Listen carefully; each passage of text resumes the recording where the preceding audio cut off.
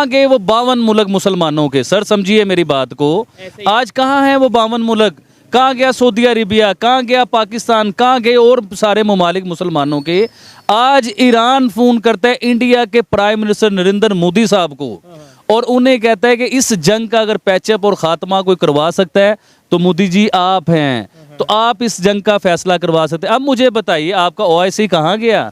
ये 52 मुल्क मुसलमानों के कहाँ गए? ये जो अब देखें ये एक इम्पॉर्टेंट डेवलपमेंट है। इसका मतलब ये है कि इंडिया के अंदर बहुत सारा नया काम हो रहा है, बहुत सारा काम ऐसा हो रहा है जिसको वो समझते हैं कि ये फर्स्ट हैंड दुनिया में हो रहा है, ये पहले कभी नहीं हुआ। तो मोदी जी हमेशा जो है पीस की बात करेंगे और वो इस जंग का अगर पैचअप का सेहरा उनके सर पे सजाया जाएगा ना, तो मुझे उम्मीद है कि वो पूरा भरपूर इस पे एक नंबर किरदार अदा करेंगे। करके गए। ऋषि सोनक जी ने अपना पोस्टपोन किया कि नहीं हम अभी और रुकेंगे, थोड़े दिन के बाद जाएंगे। तो ये भारत में इतनी मोहब्बत मिलती है लोगों को कि हम तो कहते ही है ना, अतिथि देवो भव। और इंडिया का रोल बहुत बड़ा है उसके बीच में।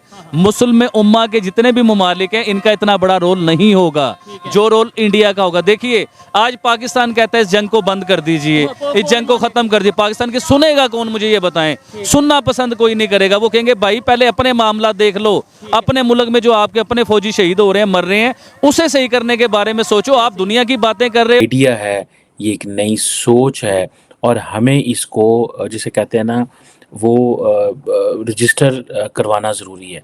सो इंडियंस ने ये किया है, चाइनीज़ ऑलरेडी ये कर रहे हैं और मैं ये भी देख रहा हूँ कि अमेरिकन का जारी बात है जैसे। जय हिंद दोस्तों आप लोगों को तो पता ही है कि इजराइल हमास का जो मेन जंग है वो एक्चुअली में इजराइल हमास ना होके इजराइल वर्सेस ईरान है, क्योंकि डायरेक्टली इनडायरेक्टली जो असलाह बारूद हमास यूज कर रहा है वो ईरान का ही है।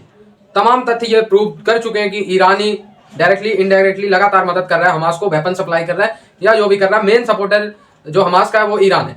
अब दोस्तों ईरान किसी की बात सुनने को तैयार ही नहीं है, ना वो यूएसए की बात सुन रहा है, ना सऊदी अरेबिया की बात सुन रहा है। वो तो हमास को वेपन सप्लाई किए जा रहा है, डॉलर सप्लाई किए जा रहा है, लड़ने के लिए उकसाता जा रहा है और हमास जैसा ईरान कह रहा है वैसा कर रहा है। अच्छा दोस्तों, इसी बीच ईरान के जो प्रेसिडेंट है उनका एक बहुत बयान वायरल हो गया। उन्होंने कहा कि अगर इस इशू की मध्यस्थता कोई करा सकता है, जिसकी बात मैं सुनूंगा, जिसकी बात पे मैं एतबार कर सकता हूँ, यकीन कर सकता हूँ, वो है प्रधानमंत्री नरेंद्र मोदी जी। ना वो यूएसए के कहने में आएंगे, ना वो सऊदी अरेबिया के कहने में आएंगे। हाँ, लेकिन अगर मोदी जी गारंटी देते हैं इजराइल की तरफ से कि भाई इजराइल हमला नहीं करेगा, दोनों साइड से जो बंधक होंगे वो छोड़ देंगे या जो भी बातचीत हुई हो, तो ये मामला सुलझ सकता है, ऐसा कहना है ईरान के प्रेसिडेंट का। और तो फिर ईरान ने इतनी बड़ी स्टेटमेंट दी तो उसने मोदी जी को क्यों फोन किया, क्यों कहा कि आप पैचअप करवा सकते हैं? सऊदी अरेबिया इतनी बड़ी स्टेटमेंट हुई उनकी, इन्होंने क्या किरदार अदा किया जंग में? ये तो सब कहते थे हमारा किबला अव्वल है, हम तो ऐसे कर देंगे, हम वैसे कर देंगे। आज आप कह रहे हो मोदी जी पैचअप करवा दो, मोदी जी इस जंग को बंद करवा दो, इस जंग की सुलह करवा दो। नहीं जी, दुनिया के तमाम इस्लामिक कंट्री इकट्ठे हो जाएंगे। अब जंग स्टार्ट हुई है, अब हम फतह ही करेंगे, ये करेंगे। अब ईरान को भी सीज फायर याद आ रहा है, अब दुनिया के दूसरे इस्लामिक कंट्री भी यही कह रहे हैं जंग बंदी होनी चाहिए। लेकिन पाकिस्तान में आज भी रैलियां निकल रही हैं, आज भी जो सा वो कहा जा रहा है हम जिहाद पे जाएंगे और ये चीजें, मतलब हम इसके ऊपर मैं आपको बताना चाहता हूँ, सबसे पहले हमें पाकिस्तानियों को अपने पाकिस्तान को देखना है। देखिए आज भी हमारे कुछ फौजी शहीद हुए, पिछले दिनों में भी शहीद हो रहे हैं बलोचिस्तान में। जी हाँ, अभी हमें चाहिए कि अफगानिस्तान के साथ अपने मामलात को सीधा करना, या और किसी कंट्री के साथ हमारे मामलात खराब हो रहे हैं उसे सीधा करना। इंडिया को ये सारी बात है, बड़ा एडवांटेज है कि जितना अमेरिका आजकल इंडिया को पुश कर रहा है, ठीक है जी, उतना इंडिया को उसका एडवांटेज। अब अमेरिका क्या दिल करता है वो चाइना की जो है वो कहता है जी कि अब जो चिप है उसके ऊपर पाबंदी लगा देता है, ठीक है जी। अभी हम हाल ही में देख रहा था कि अमेरिका ने फिर जो है चाइना की जो चिप है बाइंग सेलिंग पे उन्होंने पाबंदियाँ कोई लगाई हैं। बेसिकली वो चाहते हैं कि ये चीज़ें इन चाइना ना जाएं, बेशक इंडिया चले जाएं।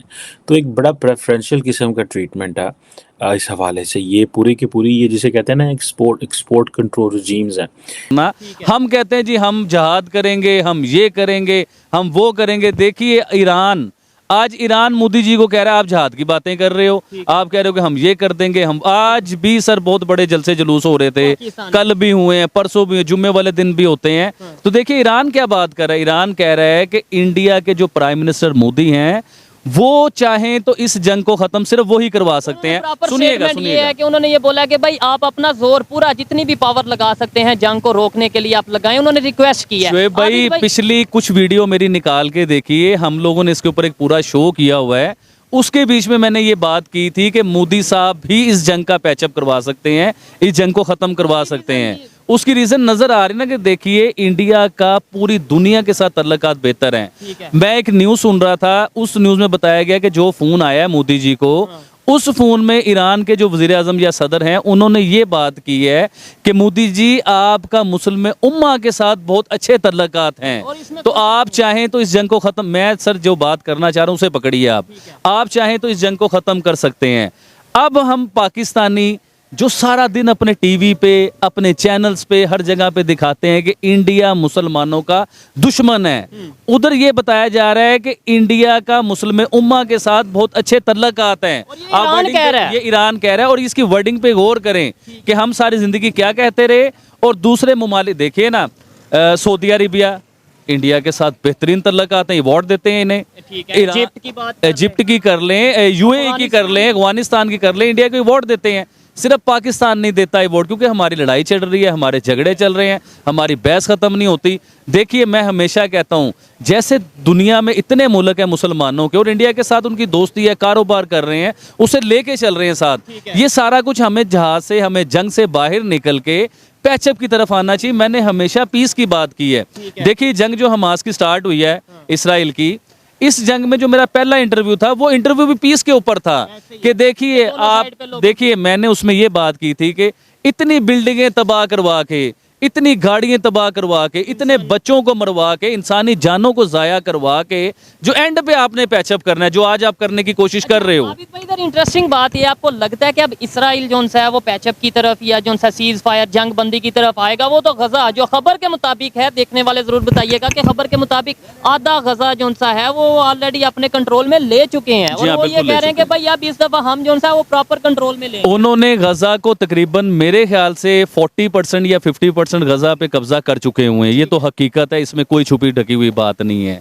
देखिए मैं जो कहना चाह रहा हूँ, मैं ये कहना चाह रहा हूँ कि पूरी दुनिया में इतने इस्लामी मुमालिक थे, इतने इतने स्ट्रॉन्ग कंट्री हैं इस्लामिक मुमालिक की, इंडिया ही क्यों इस जंग को खत्म करवा सकता है? आप समझिए ना इस बात को। इसका मतलब ये कि इंडिया एक सॉलिड तरीके से चल रहा है, पूरी दुनिया को साथ लेके चल रहा है, पूरी दुनिया के वजीर आजम को साथ। देखे ना कि इंडिया में इतने बड़े इजलास होते हैं, इंडिया में पूरी दुनिया, दिल्ली में जो उनका इजलास हुआ था, पूरी दुनिया इंडिया में इकट्ठी हुई, दुनिया की सुपर पावरें, G20 की मीटिंग में पूरी दुनिया की सुपर पावरें इकट्ठी हुई। इसका मतलब ये है कि इंडिया फिर कुछ है तो लोग उसे कह रहे हैं ना। आज हमारा जो नेबर कंट्री है वो इस पोजीशन पे आ चुका है कि वो दुनिया में जो उनसे कॉन्फ्लिक्ट्स चल रहे हैं उनके फैसले करवा सकता है, या उनके दरमियान बैठ के मतलब मामलात को बेहतरी की तरफ ला सकता है। और पाकिस्तान की इस टाइम ये कंडीशन है कि अफगानिस्तान के साथ लड़ते नजर आ रहे हैं। आबिद भाई चाइना, रशिया, अमेरिका, ये बड़े बड़े कंट्रीज हैं, इंटरनेशनल पावर्स हैं ये, इनको इस टाइम पे जब ये स्टेटमेंट ईरान की तरफ से जाती है कि भाई इंडिया या इंडियन प्राइम मिनिस्टर जो है अपना फुल फोर्स लगाएं, फुल अपनी पावर लगाएं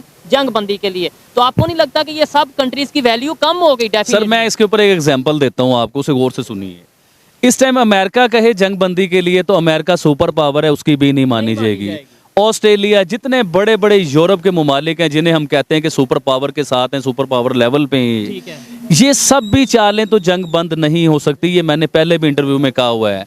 ये जंग बंद होगी हमेशा इसी बेस पे कि इंडिया बीच में किरदार अदा करे, और इंडिया के कहने पे ये जंग बंद हो सकती है। आप ज़हन बना लीजिए अपना। उसके अलावा देखिए, तो दोस्तों आप लोग देख सकते हैं यही है प्रधानमंत्री नरेंद्र मोदी जी का कद, क्योंकि दोस्तों मोदी जी पिछले 10 सालों से भारत के पीएम है, और वो विश्व के जितने भी मंचों पे जाते हैं, तमाम देशों के दौरे पे जाते हैं, तो उनकी एक बॉन्डिंग दिखती है हर लीडर के साथ। चाहे आप बराक ओबामा से लेके जो बाइडेन तक की बात कर ले, चाहे आप लोग बात कर ले रशिया के प्रेसिडेंट पुतिन से, इसी तरह तमाम लीडरों के साथ भारत के पीएम नरेंद्र मोदी जी की जो ट्यूनिंग है वो अपने आप वो जमा लेते हैं।